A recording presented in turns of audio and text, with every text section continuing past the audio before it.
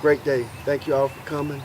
I want to thank the state park system and the Department of Archaeology for partnering and allowing the Lumbee tribe to collaborate this week during the digging of this ground, the sacred ground, and thank you for what you're about to do here. In the 1980s, we know that a survey was done for the cultural center property on the other side of the river, but they also at the same time walked these fields and picked up some artifacts. And they didn't dig those, so we didn't really know what the nature of the archaeology was underground. So State Parks is planning a visitor facility here.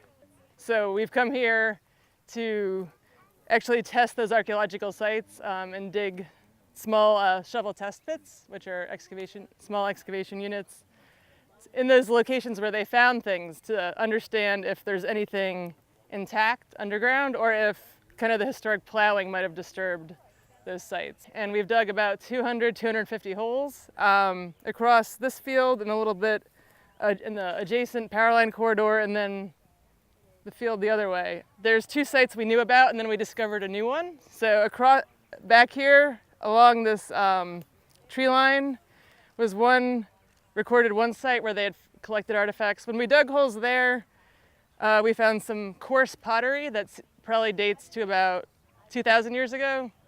And actually this is interesting, a stemmed point that we would typically call a Morrow Mountain point. The other site we knew about, which is back behind Danny here, they had found one prehistoric flake. We found a few more and a broken tip of a spearhead, but most of what we found back there was the remains of a house from the early 1900s. So if anyone here knows who was living in that house, that would help me out. We can figure it out through archival research too. Closer to us, right where that tent is, we found another site that was new that we hadn't known about before. We did find some pottery, but it was very small, so it's hard to tell if it's at the same time as when people were over there or if it might be actually a little later in time. There's a small campsite down by the river that, again, we found mostly just the flakes from making stone tools down that way as well. On the other side, there seems to be probably a middle woodland camp. We found a piece of fine sand-tempered pottery over that tree line.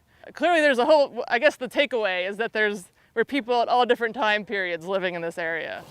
What we've established out here today is that people think that the Lumbee people came into existence with the Lumbee Act of 1956. A lot of people think that. Some Lumbees think it for some reason. Our people have been here for thousands of years.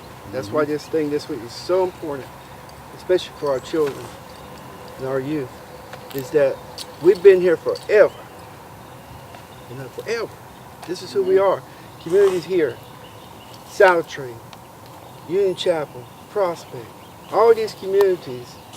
And then eventually they had a church and a school to start educating our people, and the religion for the majority of the Lumbee people is Christianity, and help those communities together.